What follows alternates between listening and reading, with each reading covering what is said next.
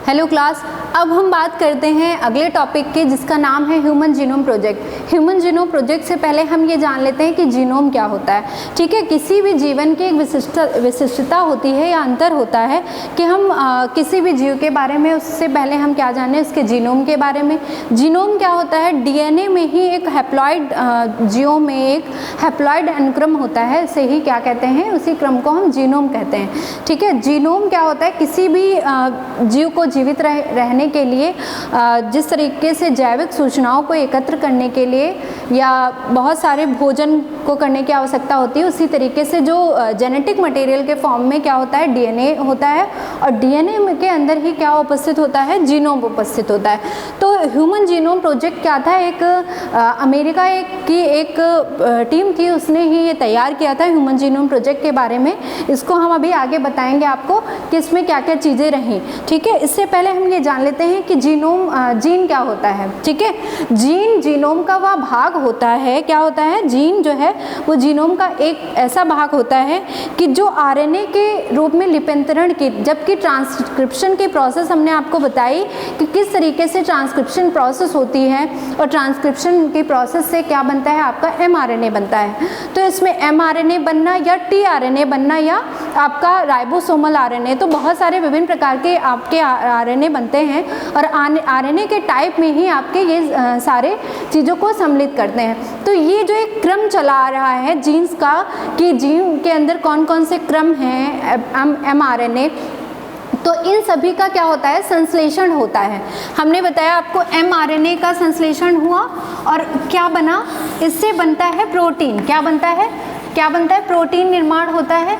और प्रोटीन निर्माण क्या करता है, नेक्स्ट जो है वो जीनोम के फॉर्म में जो है वो जाता रहता है एक सेल से दूसरी सेल में।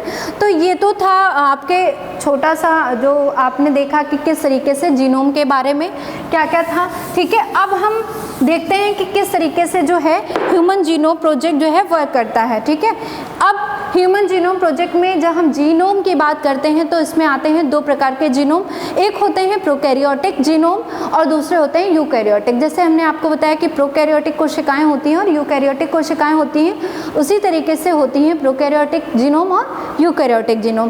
तो इसमें क्या होता है, यूकैरियोटिक जो जीनोम होता है उसमें क्योंकि केंद्रक पाया जाता है तो उसमें आपका जो है वो केंद्रक जीनोम है।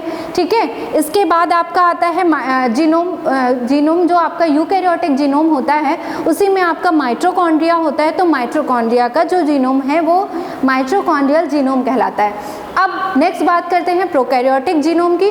तो प्रोकैरियोटिक जीनोम में क्या होता है, ये जीनोम जो है, ये सेल जो है वो अपेक्षाकृत जो है वो छोटी होती हैं, इसलिए छोटी होने के कारण हमने कहा इसमें कोई कोशिकांग नहीं पाए जाते, इसलिए इनकी जो होती हैं बैक्टीरियल जो सेल होती हैं उनमें जो जीनोम पाया जाता है तो उसको हम जो प्रोजेक्ट होता है कोई भी प्रोजेक्ट, तो उसको हम स्टार्ट करने से पहले हम बात करते हैं प्रोकैरियोटिक सेल से ही हम स्टार्ट करते हैं, उसके बाद हम बढ़ते चले आते हैं यूकैरियोटिक सेल पे।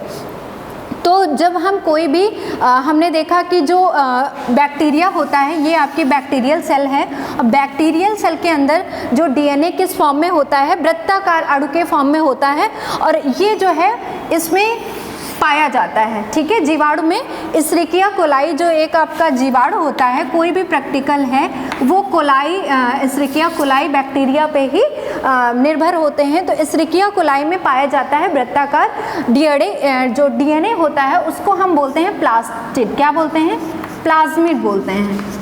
ठीक है, तो क्वेश्चन ऐसे भी आ सकता है कि इश्रिकिया कोलाई जीवाणु में पाया जाने वाले वृत्ताकार डीएनए को क्या कहते हैं, प्लाज्मिड कहते हैं। ठीक है, तो ये तो हो गया कि जीनोम की टाइप की बात की कौन कौन से जो जीनोम है वो किस टाइप के पाए जाते हैं। अब हम बात करते हैं कि ह्यूमन जीनोम प्रोजेक्ट क्या होता है। तो जो भी मानव का अनुवांशिक पदार्थ है वो किस फॉर्म में होता है, डीएनए के फॉर्म में होता है, हमने बताया आपको। ठीक है, डीएनए के फॉर्म में डीऑक्सीराइबोन्यूक्लिक के रूप में होता है। तो इनका जो एक क्रम होता है, हमने बताया आपको एक निश्चित इनका क्रम होता है जिसे हम कहते हैं अनुक्रम। क्या बोलते हैं, अनुक्रम कैसा होता है, अनुक्रम में आपके नाइट्रोजनी बेस होते हैं, हमने बताया क्या होते हैं, नाइट्रोजनी बेस होते हैं। अब ये नाइट्रोजनी बेस किस फॉर्म में होते हैं, हमने बताया आपको प्यूरिन और पिरिमिडीन के बेस में होते हैं। अब प्यूरिन का है एडेनिन और गुआनिन और थाइमिन और साइटोसिन, और ये आपके होते हैं पिरिमिडीन बेस। क्या होते हैं? Pyrimidine base. तो ये आपके दो होते हैं नाइट्रोजनस बेस, जिन फॉर्म में ये होते हैं इनको हम बोलते हैं न्यूक्लियोटाइड, ठीक है। इन क्रम को हम बोलते हैं न्यूक्लियोटाइड। अब इस क्रम को हम देखते हैं तो ये क्या होता है, इनमें न्यूक्लियोसाइड की संख्या का यदि हम पता लगाएं तो कितने होते हैं डीएनए में, 23 जोड़ी जो गुणसूत्र होते हैं उनमें यदि हम देखें तो इनका क्रम होता है कितने न्यूक्लियोटाइड का, 3.2 गुणे यहाँ पे मल्टीप्लाई है 10 की पावर 9। तो इनका ये क्या दिया हुआ है, न्यूक्लियोसाइड का क्रम दिया हुआ है न्यूक्लियोटाइड का।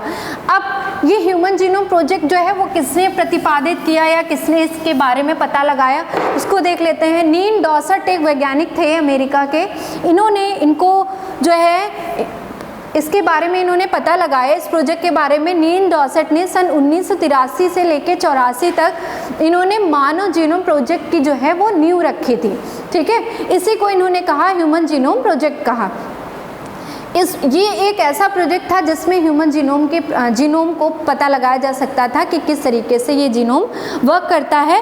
और ये जो है ये जीन का जो क्रम होता है ये WBC की सेल में डीएनए के अनुक्रम को पता लगाने के लिए किया गया था। ये किस तरीके से प्रयोग किया गया, ये कौन कौन सी इसमें कंडीशन थी, ये जो है अमेरिका में पता लगाया गया था। इसके बारे में अमेरिकी वैज्ञानिक थे नील डॉसर्ट, ठीक है। इन्होंने पता लगाया सन 1983 से लेकर 84 तक, ठीक है। तो आपको इसके बारे में विस्तृत रूप से आप बुक से भी पढ़ सकते हैं अच्छे से, उसमें एक एक स्टेप दिए हुए हैं कि थ्योरी मटेरियल है इसलिए आपको ज़्यादा डिस्कस नहीं करेंगे, इसके इम्पोर्टेंस के बारे में आप पढ़ सकते हैं बुक से, ठीक है। तो thank you class, I hope आपको समझ में आ गया होगा।